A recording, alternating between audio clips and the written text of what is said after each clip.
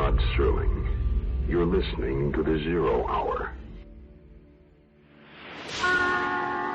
Suspense. I'm the Whistler. Yours truly, Johnny Dollar. Who is it? The Fat Man. Presents The Man Called X. The Mysterious Traveler. Another journey into the realm of the strange and terrifying. I hope you will enjoy the trip, that it will thrill you a little and chill you a little. So settle back, get a good grip on your nerves. Where are we going? You'll find out when we get there.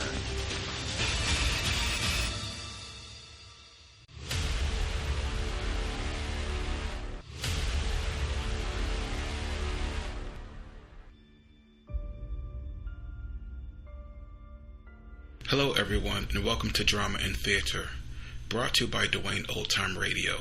Drama and Theater features some of the best programs from the golden age of radio, including Escape, The Fat Man, Suspense, The Whistler, Zero Hour, Yours Truly, Johnny Dollar, and many, many more. Before we start today's drama, if you enjoy what I'm doing, let me ask you to subscribe to my channel. Subscribing is 100% free, and you will receive notifications on new posts. Lastly, if you have a moment, write a short 1 or 2 sentence review or give a rating on your preferred podcast service. A positive review or rating would help me out a lot. And now, on to the drama. And thank you for your support, as always. Hope you enjoy.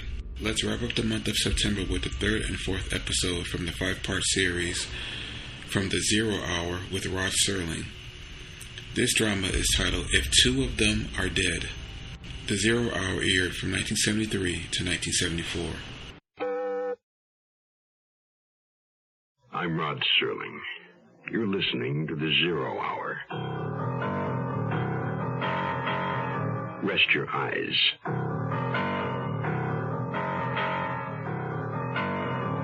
Exercise your imagination. This week, Stanton Forbes' bizarre retrospective tale of entanglement. If two of them are dead. Starring Earl Holliman Catherine Burns.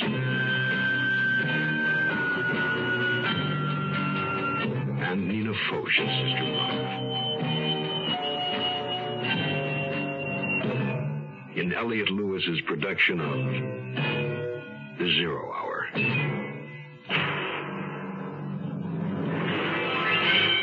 The Mutual Broadcasting System presents The Zero Hour.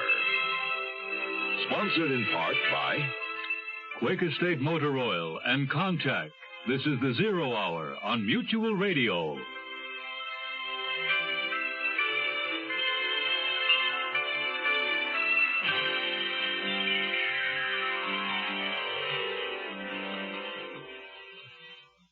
The 30s of the Depression. 3 people sit in the parlor of a lonely Midwestern farmhouse. Joe John Plunkett, 24 hours off a passing freight train. Dorcas Kimball, whose father, Joe John, has just helped to bury in the cyclone cellar. And Sister Magdalene Love, the beautiful evangelist, who has come to Joe John and Dorcas with a strange proposition. If two of them are dead continues after this word. Hi, I'm Pinocchio, the big nose and all that, you know. But seriously, lots of kids don't know about me. How can kids read if they don't have any books? And millions of kids, black, white, red, yellow, brown, all races, live in homes without any books. Getting books into the hands of these girls and boys is what the national program, RIF, Reading is Fundamental, is all about. Here's what RIF has found out. When kids choose the books they want because the subjects interest them and they own the book, that makes reading fun. And when reading is fun, it's just fundamental. Books widen a kid's world and their abilities and their whole life. Every community needs RIF. Find out what you and RIF can do in your community. Just like RIF, Smithsonian Institution, Washington, D.C., 20560. That's RIF, R-I-F, Smithsonian Institution, Washington, D.C., 20560. Right now. If America's to go out thinking, reading is fundamental. Well, I've been riding freights most of my grown life, although I wasn't really that old. And I had my share of close scrapes and run-ins. It got to be where I could sense when something bad was going to happen to me. So all I could figure out was I must have taken a pretty fair blow to the head when I jumped off that last freight. Because if I'd had any sense at all, I'd have been long gone from here by now. I mean, first, getting took in by a cripple kid who talks me into escorting to some holy roller shindig, then getting half-tricked into burying her father, who she killed, and then sitting in the parlor drinking tea with her and a lunatic lady evangelist who had just about the craziest notion I'd ever heard of in all my life. I want you to kidnap me. Kidnap you? I'll pay the two of you $1,000 to keep me here in this house for 2 weeks. Here in my house? It's perfect. No one would suspect that Sister Love was being held a prisoner in such an ordinary, nondescript place as this. You're nuts. Yeah, I always figured anybody in the line of work you're in had to be. You are both responding just as I anticipated you would. It is only out of your initial surprise at the idea. Neither of you are shocked. I counted on that. Well, if you want to know the truth, Joe John Plunkett, you owe me this. Oh, you? Well, all of a sudden, it seems like I owe everybody something. That little scene with that drunk last night? For your information, that had been carefully planned and was being beautifully executed until you interfered. Well, that figures. I should have known better. The man you struck was Clay Turner. He come to me a poor sinner, bereft of his family, his job, everything, because of demon rum. We prayed together several times. I drove the devil from his soul. He was very grateful. The perfect pigeon, huh? A poor sinner you were going to make into a rich sinner. What I'm planning to do will harm no one, and it will enable me to help thousands of poor souls that otherwise I might never reach. But how will kidnapping you do that? By bringing greater fame to the name of Sister Love, so that I may carry the word throughout the length and breadth of this land, from New York to California. Really? And if you and Joe John do as I say, you'll both be able to travel wherever you wish. Yeah, well, I already do. I mean in style. Yeah, what about this Clay Turner? You took care of him. And I had Brother Love give him $100 for his trouble. Yeah, Brother Love. Now, what does he think about this mad scheme of yours? Oh, Brother Love does whatever I say. For instance, at the moment, he's waiting outside in that hot, hot car. Although I've no doubt he's enjoying a peaceful afternoon nap. He's my Uncle Micah, you know. An obliging, harmless old man. Is it true what he says in the pamphlet? Did you predict that your ma and pa were going to be killed the way they were? I did. Although I'll confess to you, it was a safe enough prediction. Bessie and Abner Love, my mother and father, carried the gospel message over the most dangerous kind of mountain terrain, and they never spent a nickel on repairs for that old bus of theirs. Poor noble souls. They sound as crazy as you do. There's nothing crazy about what I'm proposing. I have it all worked out. We leave for Chanute tonight right after the service. You would follow me there in a car. Yeah, well, now there's a snag right there. What car? Never mind about that right now. I'd slip out in the middle of the night and meet you, and then we'd return here. As simple as that? Mm-hmm. I'd leave the ransom note and arrange the scene before I left. Very neat. Then, in about 2 weeks, I think it should be, you'd be free of me and $1,000 richer. But how are you going to get rescued? Oh, or do you just rescue yourself? And if you're kidnapped, now there's supposed to be ransom money. What about that? Well, the ransom should be sizable. $50,000 sounds right, don't you think? Well, the amount doesn't matter because it'll never be paid. No, the ransom note will state that instructions will follow, but they won't. The three of us will just sit here and wait until the 2 weeks are up. Yeah, that sounds cozy. Then you and Dorcas here can do whatever you wish. I'll tell the authorities the kidnappers got frightened and ran away. And, of course, my description of my abductors will be constructed purely out of my imagination. We'd hope. What about the car we need? Where are we going to get it? Well, Joe John would have to buy a car under his name. You could keep it to go away in, Joe John. Now, just think how free you would be with your own car. Mm-hmm. Well, listen to me. Hopping freight suits me just fine. And now that I've heard this whole scheme of yours, I think you're crazier than I even thought at first. And listen, Dorcas Kimball, if you got any sense at all, you'll get this mad woman out of your house right now. Don't you worry, sister-love. I'll talk to him. You'd be surprised at the things I can get Joe John Plunkett to do. There's nothing on this earth that surprises me, my child. And as for my worrying, remember, I have faith.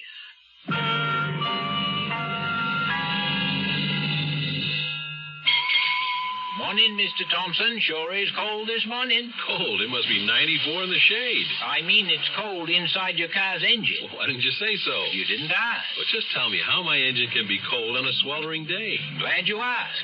When you start a car first thing in the morning, your engine is cold. Well, that's true, but so what? A cold engine does a bad job of burning gas. It can make soot, dirt, and acids form in your motor oil, and they can sure damage an engine. What can I do about it? Glad you asked. Instead of asking for my cheapest oil, you can start using a quality motor oil, Quaker State. Nothing finer than Quaker State. It's made scientific to neutralize acids and to hold solids suspended, so they don't gouge out your engine. Well, thanks for telling me, Caleb. Down a quart, Mr. Thompson. Quaker State? Well, yes. Why didn't you give me Quaker State before? You didn't ask. Quaker State your car to keep it running young. We'll return to our story in a moment. We weren't able to use the gutter you had there, so that cost you $73 extra. And I got to charge you $870 for the partition your wife wanted, and $490 to tear it down after she changed her mind. 7 additional outlets, $350. The doorknob you chose was a special order. That cost 47 clams. I had to repaint the rear wall. Your wife didn't like the color. $241. Bathroom fixtures cost $3,450 instead of the $42 we budgeted. The plumber's bill was $1,675. Don't begin a repair job on your home before you understand all the costs involved. The Department of Housing and Urban Development has a booklet entitled Fixing Up Your Home. For a free copy, write to HUD, Washington, D.C., 20410, or call your local FHA-approved lender. And cash advances to subcontractors, so the total comes to about $83,000. Mr. Smith? Are you all right? Mr. Smith?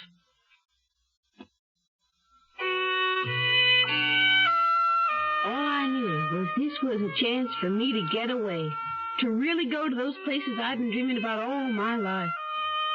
Great Aunt Nadine's money plus my half of $1,000 would make me good as rich. But you're as crazy as she is.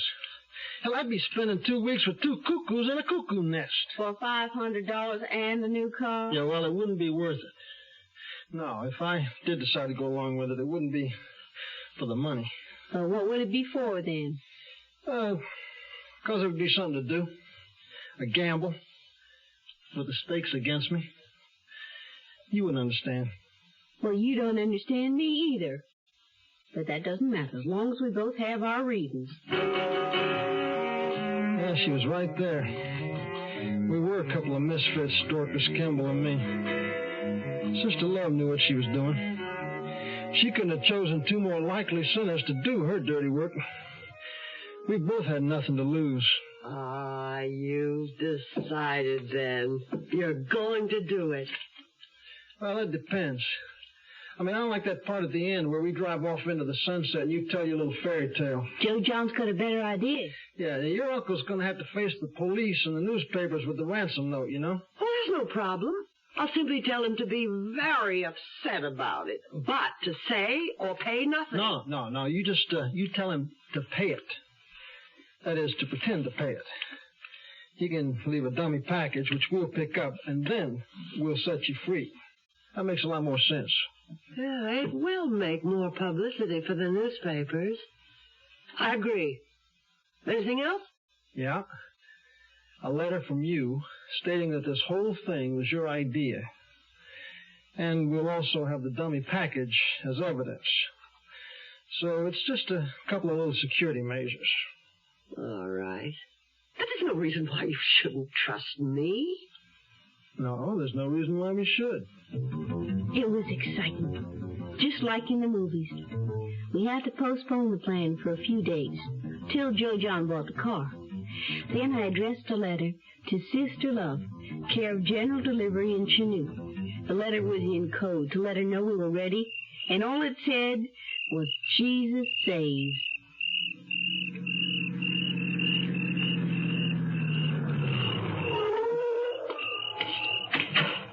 About time you came. I wasn't enjoying waiting out here in the middle of nowhere at this hour of night. You wouldn't have liked me to get a speeding ticket on the way, would you? How you like your new car? It serves the purpose. Did you leave the ransom note? Of course. $50,000 or Sister Love will be sent to heaven. Newspapers will like that. I can hardly wait to see the headlines tomorrow. Neither can Dorcas. She thinks this whole thing is a game. Yeah, poor child's probably starved for a little excitement in her life. She's a strange child. How old is she? 17. Seems younger than that to me. It's odd, a young girl like that living all alone in that house. Until you came, of course. Both of her parents are dead, I gather. That's right. Are you related to her on her mother's side or her father's? What? I heard you tell the deputy you were cousins. First cousins. Yeah, that's right. On her mother's side. What about your folks? They still living? My old man fell off an oil rig. Killed himself instantly. Oh, it's terrible. What about your mother? What is this, some kind of third degree? I was only being friendly. After all, we're going to be living together for 2 whole weeks. We may as well get to know each other. Yeah, well, you know enough already. Only that your father's dead. And that you come from a better background than you try to make out. What makes you think that? Well, it's one of my stocks in trade. Finding out about people from what they say and the way they say it. I've worked hard to get rid of that Tennessee twang I used to have. You can't have an accent in my business. People have too many prejudices. Yeah, well, I know about people. You don't have to tell me about them. Look, I travel in my business, too, you know? Yeah, being a failure. A bum. That's right. If your mother is still living, what does she think about Look, I didn't say she was still living. Look, I didn't say anything about it at all. Oh, forgive me, Joe John. I didn't know your mother was a subject you didn't wish to discuss. No, you just asked too many questions, that's all. That's another of my stocks in trade. But it's late. I'm too tired for any more talk. Yeah, I think I'll go lie back and try to sleep the rest of the way. Yeah, well, that'll be just fine with me. She sure likes her rest, don't she? The longer she stays up in her room, the better I like it. Well, she probably doesn't want to be seen in those house dresses she had me buy. They're real plain, no ruffles and ribbons. You know, I got a feeling she'll still look okay. Yeah, I suppose so. With that face and that hair, and the way she walks. Her stock's in trade. Huh? Nothing. Anyway, she'll be down soon. She's going to want to see this newspaper. Oh, that must be her coming now. Oh, hush, Tippy. Tippy won't stop barking at her. Dogs are smart. Did it come yet? The newspaper. Is it here? It's here. Am I in it? You're in it. On the front page. Really? But where? I don't see it. It's down at the bottom. Yeah, I guess they thought MacArthur and those bonus marches in Washington were more important. Micah Love, here in Chanute with an evangelist group holding revival services in a tent on Route 39, told Sheriff Edward Billings that his niece, Sister Magdalene Love, had disappeared from her room in the Chanute Hotel Wednesday night and that a kidnap note had been found. Sheriff Billings declined to comment on the note, other than to say that bloodstains on the paper might indicate foul play. The sheriff's office is investigating the disappearance of Sister Love. Is that all there is? That's all. Where does it tell anything about me? They didn't even use my picture. I left a lot of pictures with Uncle Mike. Yeah, well, look, never mind about all that. Now, what's this business about bloodstains on the ransom note? Oh, I just thought that would be a good touch. I put my finger to do it. Well, I don't like it. Well, why should you mind? It was my finger, my blood. You're just setting us up for a shooting gallery. I was just making it a better story, that's all. Oh, shut up, you little beast. Can't you do something about that dog? Now, Tippy doesn't mean any harm. He just isn't used to you yet. I'll put him outside. Now, come on, Tippy. Now, that's a good boy. You just play outside for a while.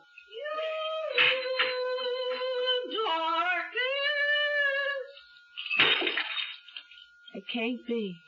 It just can't.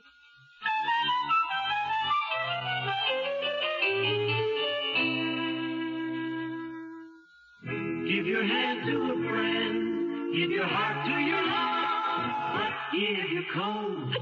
Contact, the sooner the better. Hey, I'm back. How's that cold? Rotten. Get the contact? I got everything. Contact, cold tablets, and this liquid. Oh, no. Honey, it's all cold medicine. Oh, sure, but it only takes one contact for up to 12 hours, continuous relief from sneezing, drips, congestion. For that, I'd need 6 of your cold tablets. 2 every 4 hours. Or 3 ounces of nighttime liquid. 1 every 4 hours. Or just 1 contact. The tiny Tide pills do it. Well, it's all cold medicine. Those others contain antipyretic analgesics. The liquid, antitussive, and alcohol. They're not in contact. 6 or 3 or 1. I choose the 1 contact. Me too. And I'm the one with the cold. Give your cold. Contact, the sooner the better. 6 or 3 or 1. When you catch a cold, take contact. Only as directed. The 0 Hour continues after this. Hi, everybody. This is Tony Butala of the Letterman. Medical care for veterans. Who is eligible to receive it? If you're a veteran or related to a veteran, this information may help you look ahead to the day when you can use VA medical care. The VA hospital system is responsible for taking care of veterans who are injured or who became ill while in the service. Their needs always come first. Next are veterans who can't afford to pay for medical care on their own, and veterans over age 65 or receiving VA pensions. Today, there are 168 hospitals in the VA system. Some have live-in units, allowing veterans to come and go as they please. The VA sometimes makes arrangements with nursing homes for patient care outside the hospital. And VA outpatient clinics provide a full range of services from general medical treatment to dental care or to drug clinics.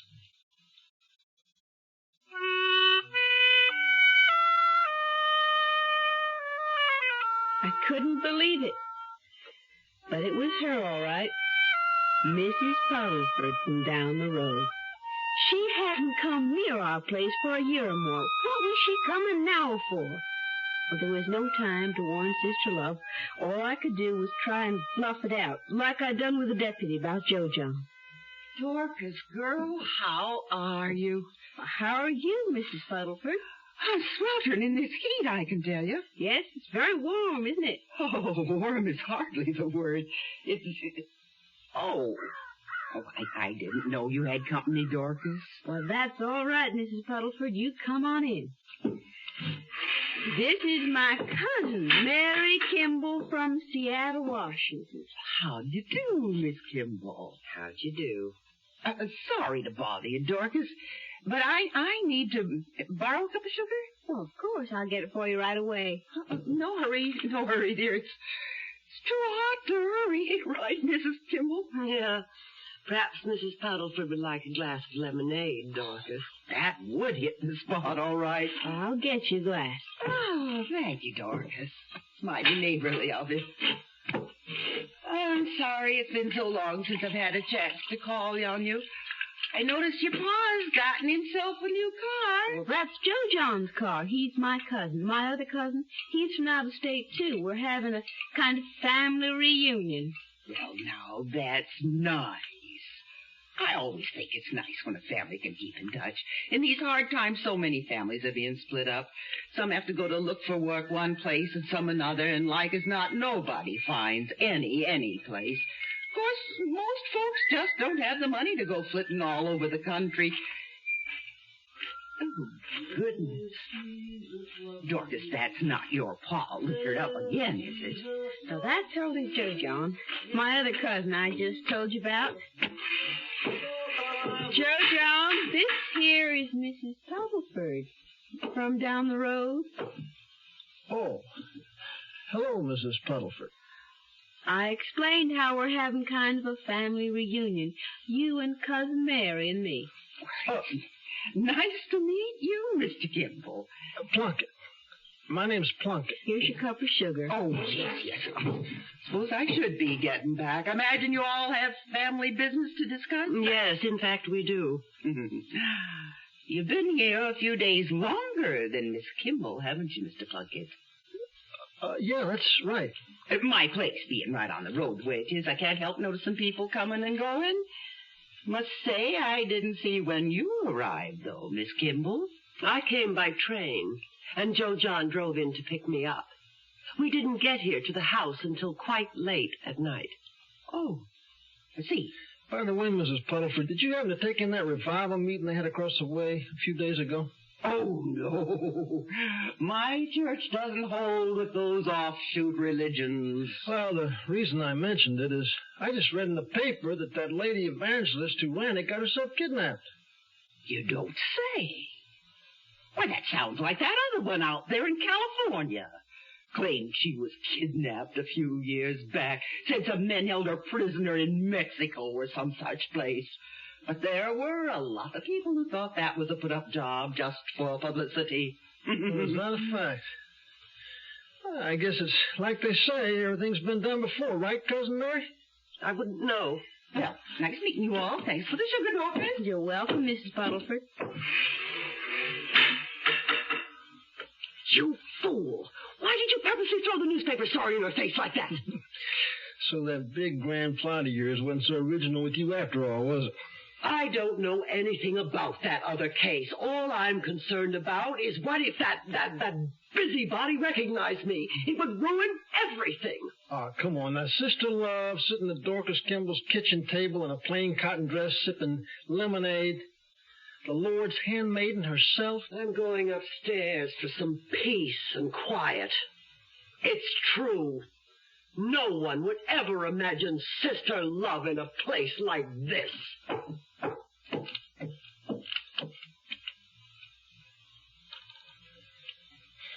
I don't understand, Joe John.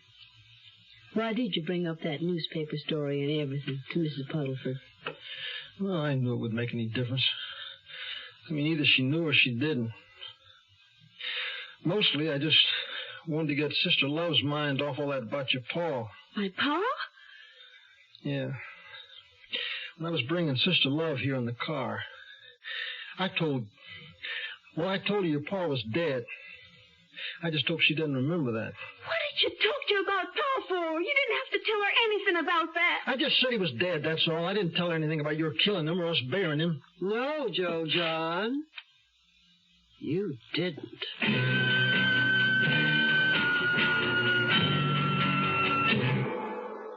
You are listening to Mutual's presentation of The Zero Hour. Be prepared. Are you ready to get going? Be prepared. Are you ready to take the lead? 'Cause if you ain't, who'll take care of the futures of our sons? Well, let me ask you now, who's gonna tell them about the pusher man? Who's gonna show them how to clean the land? Who's gonna tell them why they shouldn't drop out? Who's gonna show them what it's all about? You know you can if you want to. You can if you want to right now. Well, let me lay it on you. Well, let me tell them, you know, if you're 18 or older, you can help a lot of guys be prepared by being a leader in scouting. I mean it, fella, scouting today's a lot more than you think. Be prepared. Are you ready to get more? Be prepared. Are you ready to take the lead? 'Cause if you ain't, who'll help teach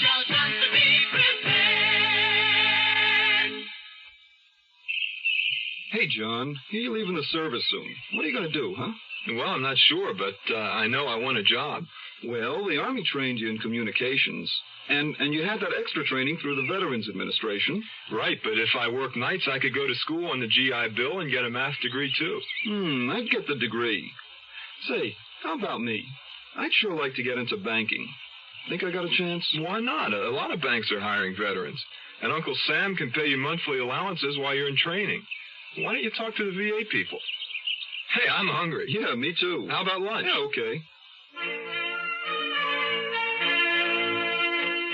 Don't sound like disabled vets, do they? When it comes to work, they aren't disabled either. They've got training, ambition, eagerness to learn. All they need is a chance. You can give it to them. Contact your Veterans Administration or local state employment service office.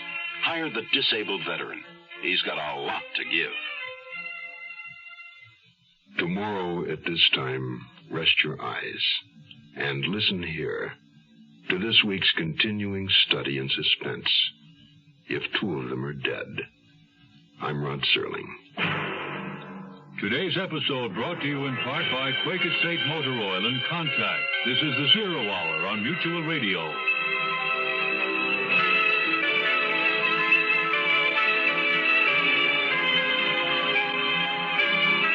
You have been listening to The Zero Hour, a presentation of the Mutual Broadcasting System in association with Hollywood Radio Theater.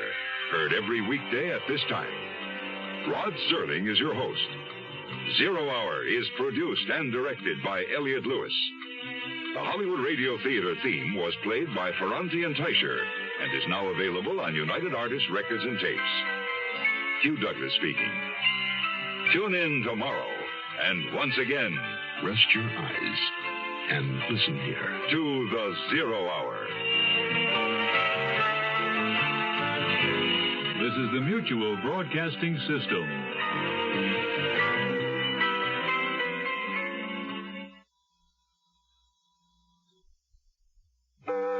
I'm Rod Serling. You're listening to The Zero Hour. Rest your eyes.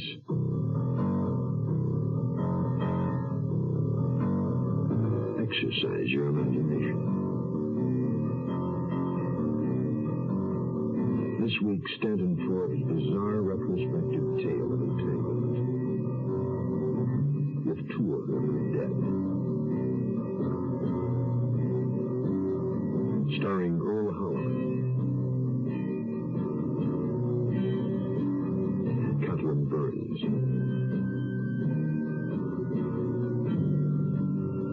and Nina Foch as Sister Love. In Elliott Lewis's production of The Zero Hour.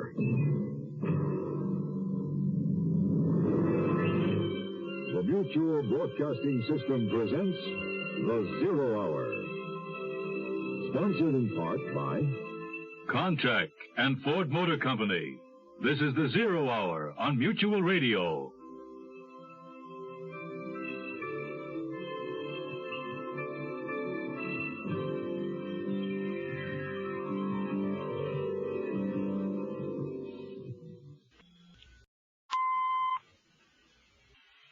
Secrets, like promises, are sometimes hard to keep.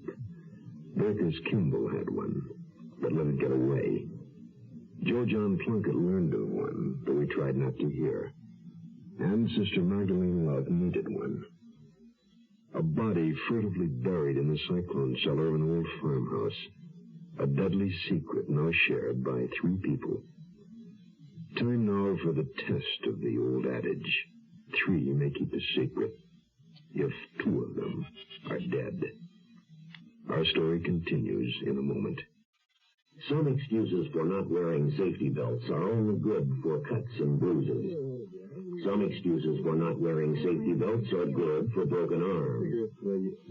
Some excuses for not wearing safety belts are good for compound fractures. Some excuses for not wearing safety belts are good for concussions. Some excuses for not wearing safety belts are good for Some excuses for not wearing safety belts are good for broken In the city, I just never put them on.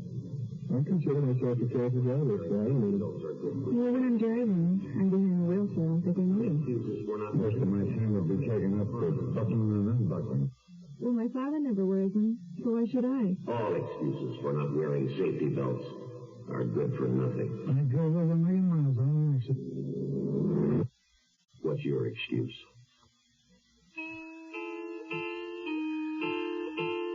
I didn't know who to be angry with. My pa for being the way he was, Joe Jones for talking so freely about it, or Sister Love for listening in on other people's business. Sometimes there's no one to blame but yourself. Anyway, Sister Love knew all about what had happened and didn't waste any time using it to her advantage. So innocent little Dorcas here is a murderer, and you, Joe John, are an accomplice after the fact, as they say. No wonder the two of you weren't shocked by my harmless little kidnap plot. Where's all that love and forgiveness you preach when you got that fancy purple robe on? Dorcas will have to work out her own atonement for her sins. And you for yours, Joe John Plunkett. And what about Snow White, Sister Love? I am still as I always was when my dear mother and father were beside me. I sleep the sleep of the good little girl. I thought I told you to keep that dog outside. You can't stay outside all the time. Hush, Tippy. This is Dorcas's house, and that's her dog. Now, it seems to me you don't have the right to order either one of them around. I'm paying all the expenses, aren't I? That gives me every right. And we have work to do, so get that mongrel out of here. It's all right, Joe John. Take Tippy back outside now. Come on, Tippy. Come on now. I'm not at all happy with the way things are going so far. You mean because you're not hitting the front page headlines? That's not our fault. At least your picture was in today's paper. On page 5. Oh, you were right, Joe John. We should send a letter of instructions about the ransom. Tonight. All right. Go ahead and write this. Dear Uncle Micah, I'm being forced to write this note. Mail ransom money at once to Clay Turner. Clay Turner? The man who was drunk at your meeting that night. That's as good a name as any, isn't it? Now just keep writing. To Clay Turner, General Delivery, Wichita, Kansas. And mark, please forward on outside of package. What's that for? Tomorrow morning early, I'm going to go down and fill out a card to forward any mail for Clay Turner to General Delivery, Chicago. I mean, that ought to send him on a wild goose chase. I decided it'd be too dangerous for us to try to pick up that package. I mean, it's only going to be a dummy for a newspaper anyway. So, look, go ahead. Write, if all goes well, I will be released on receipt of the money. But I don't know where. We have to keep them guessing about where we are. Is that all you want me to write? No, finish it off with, please do as they say, Uncle Micah. They haven't harmed me. And sign it. Now, the thing is where to mail it from. Surprised you don't have that all worked out, too. I got it worked out. It's only about 50 miles or so to the Oklahoma border. Late tonight, I'll drive over there and just mail it from there somewhere. I have to admit, that sounds like a good idea. Can I ride with you, Joe John? I've never been to Oklahoma. No, I'm only going to be driving as far as the first mailbox I come to, so... You'll still be Oklahoma. No, Dorcas, I'd rather go by myself. I haven't had much chance to be alone since I've been here. That wasn't exactly true.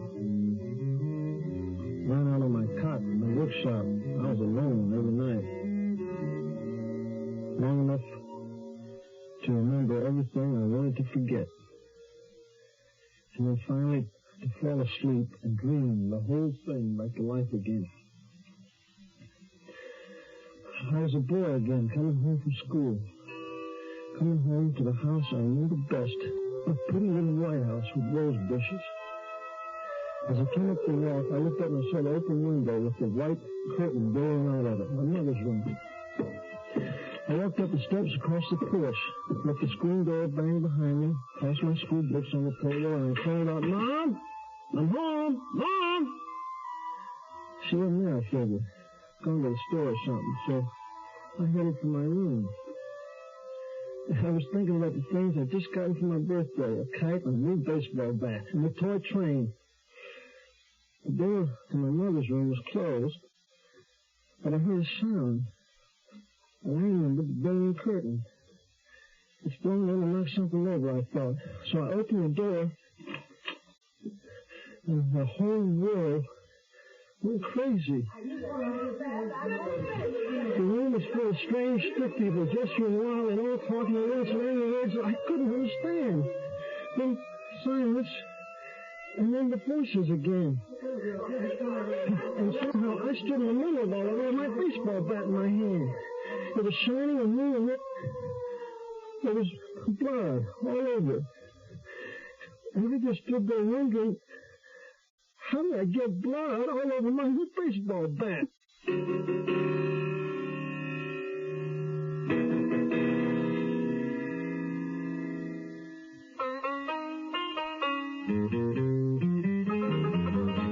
your hand to a friend. Give your heart to your love. But give your cold to contact. Don't just stand around and sniffle. Do something about that cold. Early. To get the relief you want, up to 12 hours of continuous relief from just your sneezing, runny nose, and congestion, you'll need 6 cold tablets, 2 every 4 hours, or 3 ounces of nighttime liquid, 1 every 4 hours, or only 1 contact. Figure it out. 6 or 3 or 1. Take contact. Get all day, then all night relief. Give your cold to contact. 6 or 3 or 1. When you catch a cold, take contact, only as directed. Contact, #1 in the world. We'll return to our story in a moment.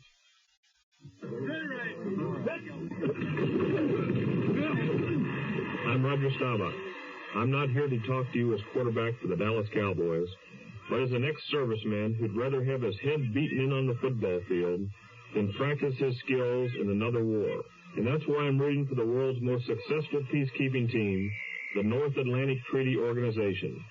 It's worked for nearly a quarter of a century. In that time, the 15 Atlantic nations that make up NATO have been building teamwork like never before. In Europe, historically the world's greatest trouble spot, they have helped keep the peace and develop economic cooperation.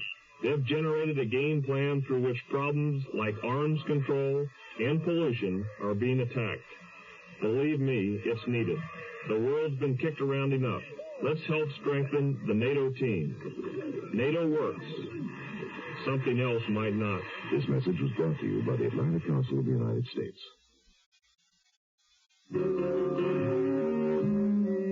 Tonight I was really glad having to make that long drive across the border and back. Maybe I was better going to bed trying to sleep. Find myself back in that same nightmare I'd lived with for years. But I couldn't take Dorcas with me, even though she was still begging me to when I left. Why can't I go with you, Joe John? Well, because I think one of us ought to stay and keep an eye on Sister Love. Why? What's she going to do? Well, I don't know. But I just keep having this feeling she's up to something. Well, yeah. I know I'm saying this because I thought you think I was being sick. But I'm kind of scared here, Joe John. Oh, there's nothing to be scared of. Yeah.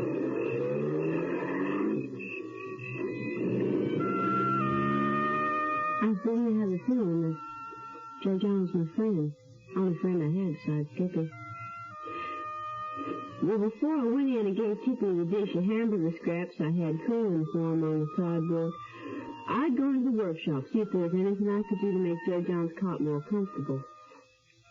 I hadn't meant to pry. Not really.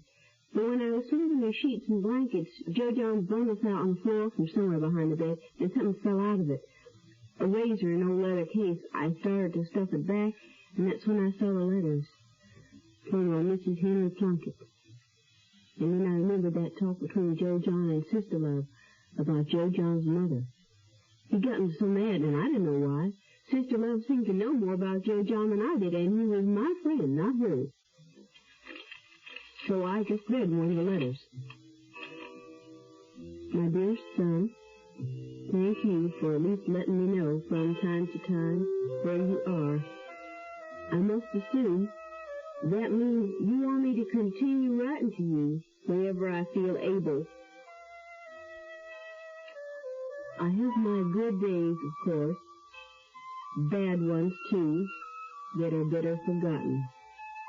But people are good to me here, although it is like a prison. Wherever you are, I hope there are people who are good to you, better to you than your own mother, whose sin, justified as I thought it to be, drove you to the dark violence of that terrible day we both can never forget. Always I write to you over and over the same plea: forgive. Forgive yourself, my poor boy, and if you ever can, your mother. George, I'm very like you and me. Now I have to tell you about my pa. Did it really happen? Jojo, hurry up and come back.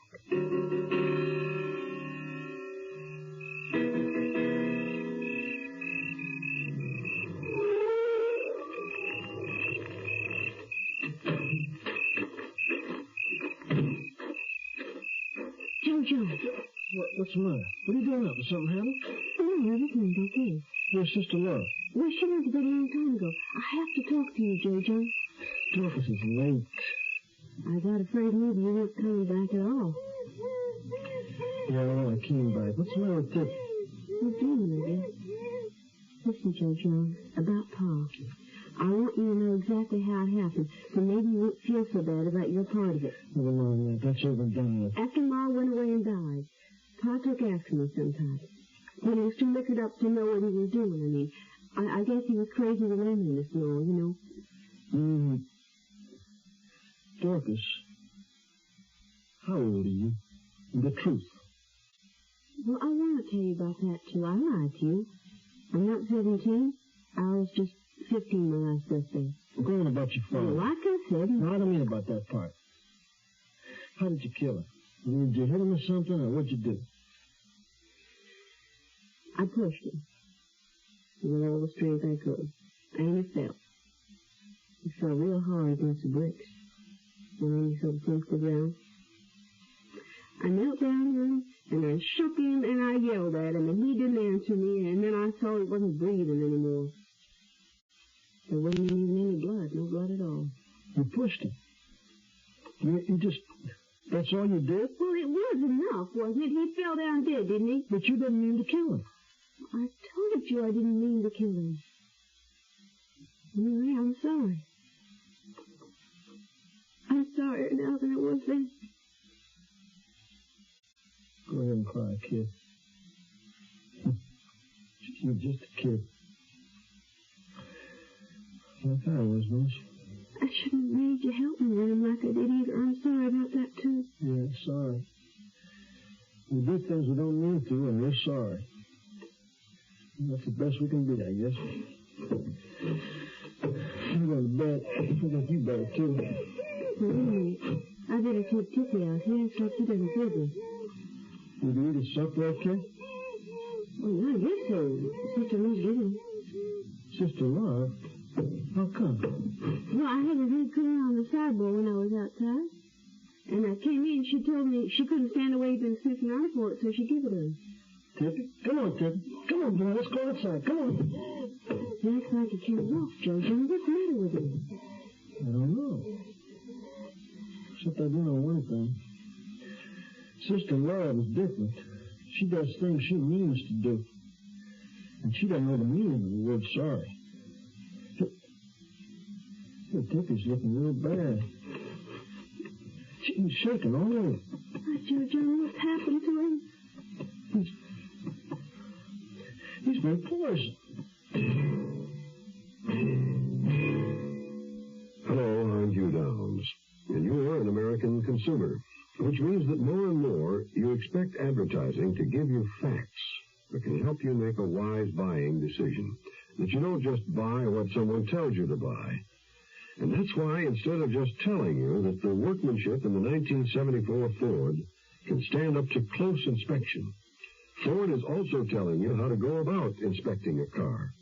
It's all summed up in a booklet called The Closer You Look book, a available to you now at your Ford dealers. And what it is a list of checks and inspections that tell you what to look for and how to recognize a well-made automobile. So if you're thinking about buying a new car, pick up a copy of the Closer You Look book at your Ford dealer. And while you're there, take a good close look at the new Ford. When you do, Ford thinks you'll agree that this isn't just another car slogan. The quiet Ford. The closer you look, the better we look. The Zero Hour continues after this.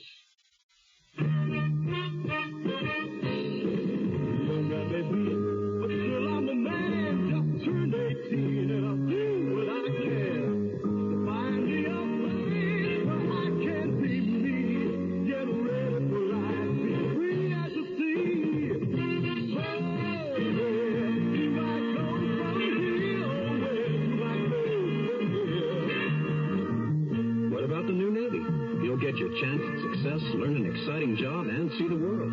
If you think you've got what it takes to make it in the new Navy, call toll-free 800-841-8000 or see your Navy recruiter. Be someone special in the new Navy. All over the world, so much to do. Don't you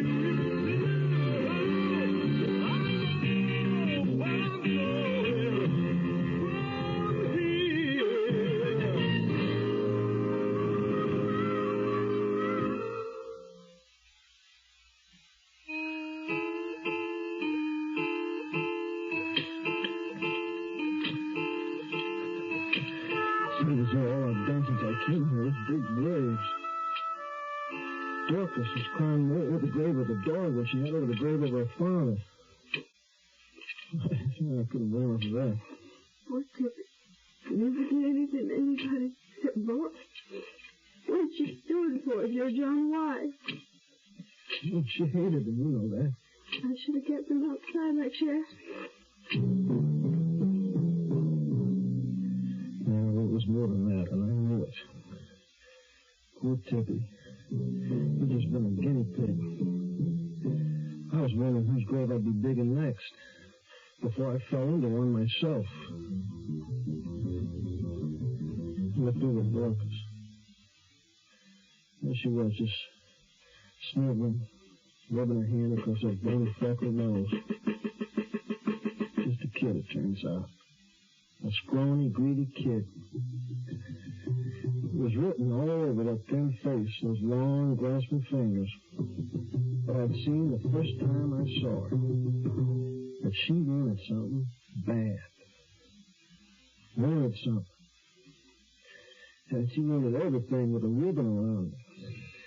And what had she got? A miserable old man and a flea-bitten dog. Now both of them were dead. Was she worth saving? I thought of the advice that I once gotten from a hard old boy I met in a pig jail once. Nobody's any good, boy. You remember that. Nobody.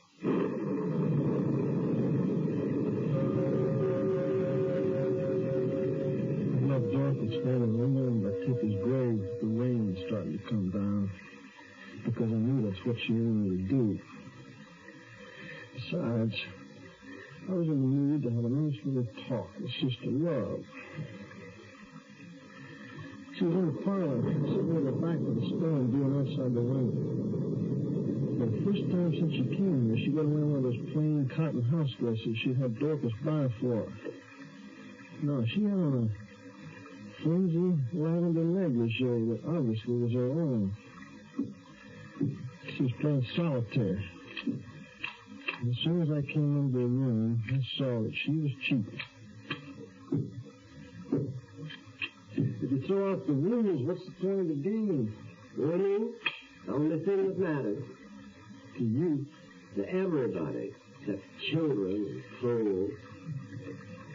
You know, I was always told never to trust anybody who didn't like dogs. Mary Dorcas. Off somewhere still sniveling over that mangy little mongrel. Tippy meant a lot to her. No. Animals get sick and die just like people. But why don't you do it? What are you up to? I'm not in the mood for riddles. Joe John. I don't know what you're talking about. All right, then I'll give you some answers. $1,000. You don't have it to pay us, and you never did. Now, so what kind of a payoff are you planning for Dorcas and me when this job is over with? Well, you just said you had all the answers. I got the answer to that one. A dose of whatever it was you gave that poor little heron last night. That's the payoff you're really planning for us now, isn't it? You have an active imagination, Joe John. That's right. That's right, I have. Oh, I can see you playing your big scene now, telling the world how you barely escaped with your life, how you had to kill us before we killed you. And just why, in this fancied logic of yours, would I risk murder? For those front-page headlines you've been sweating blood for all your life. Oh, I can see them now. Evangelist kills would-be murderers. Sister Love pleads self-defense.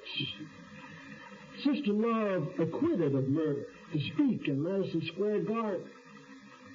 Sister Love survives ordeal to save the world from eternal damnation. Joe John, I'm afraid you missed your calling in life.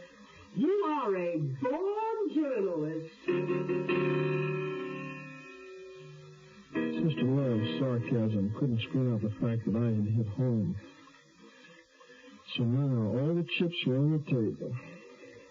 And I had my choice. Stay and try to help Dorcas, or get out and save my own skin.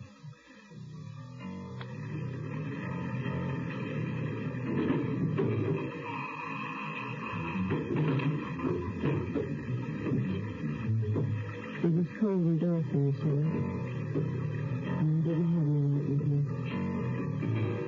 I had to feel my way down the steps slowly.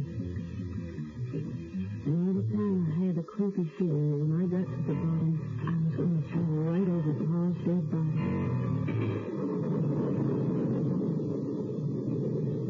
Of course, Pa's buried in the ground.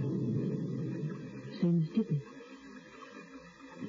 I felt the soft damp earth of Pa's grave under my feet and I stepped back real quick. But the bricks stayed cold and dry under my fingers. And I felt my way along the wall till I found it, a loose brick, and behind it, Great Aunt Nadine's beaded purse and the gold coins.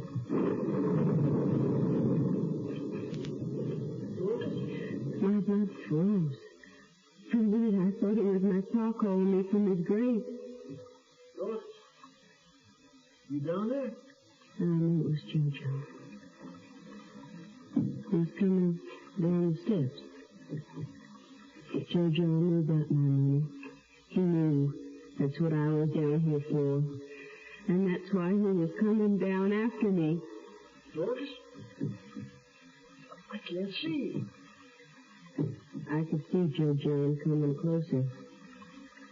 Why couldn't he see me? Maybe my eyes were used to the dark. Maybe he was lying. Maybe he could see me and just wanted to catch me off guard. I couldn't trust anyone. I held the purse as tight as I could, and I reached out for anything I could find to stop him. In my free hand found that loose brick, and I raised it up over my head, and I waited. And I waited for Joe John to take one more step.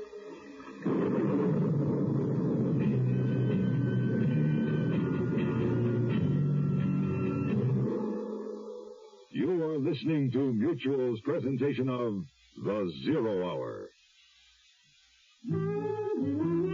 Hello, this is William Conrad. If you're planning a trip abroad this year, you'll be returning to the United States through customs. You'll be asked to declare, either orally or in writing, everything you've acquired abroad and have in your possession at the time. Your baggage and belongings will be examined, and during thorough examinations for illegal narcotics, you may experience a slight delay. In order to clear customs more quickly, it's a good idea to keep all sales slips and have them handy when you make your declaration. Also, do your best to pack the articles you've acquired abroad in the same suitcase. Know before you go about customs rules and regulations. For free information, contact the U.S. Treasury Department's Bureau of Customs District Office nearest you. and ask for customs hints for returning U.S. residents. You will find the customs office listed in your phone book under U.S. Government. Open up! It's me, Napoleon Bonaparte, Emperor of all France, much of the civilized world, and Louisiana if the deal falls through. Quick, Pierre, hide in the closet. Napoleon must not find you here. Come in, Napoleon. Ah, Josephine, I had to see you. Napoleon, my dearest heart, what are you doing here? I thought you were at Waterloo. I was, but it ended early. What is that? I smell cigarette smoke. You know I hate you to smoke. I didn't. I don't. I started again. Aha! The smoke coming from that closet. Come out of there, you scoundrel, and on guard.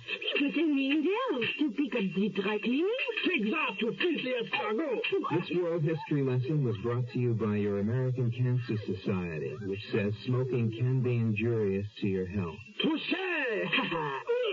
In more ways than one. Tomorrow at this time, rest your eyes and listen here to this week's continuing study in suspense. If two of them are dead. I'm Rod Serling. Today's episode brought to you in part by Contact and Ford Motor Company. This is the Zero Hour on Mutual Radio.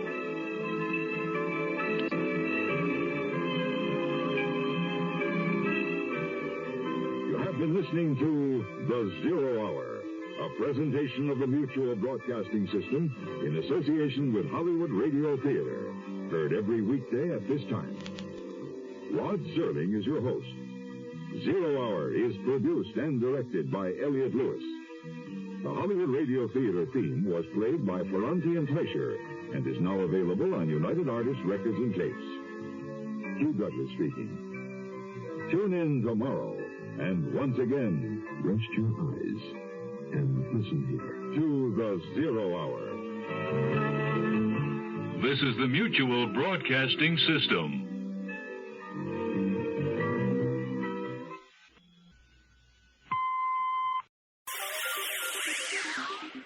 Thank you for listening to and showing your support for my podcast. If you would like to receive notifications of when new episodes are posted, please subscribe to my channel. Subscriptions are 100% free, and they really help me get an idea of how I'm doing. You can also go to my website where you can listen to all of my podcasts for free, and you can also download the episodes for free. The website is otr.duane.media. There is also donation information on there if you want to show your support or become a patron. You can email me at info@otr.duane.media. I'm also on Instagram at duane.otr. Well, hope you enjoyed, and until next time, stay safe, wish you well, and as always, peace.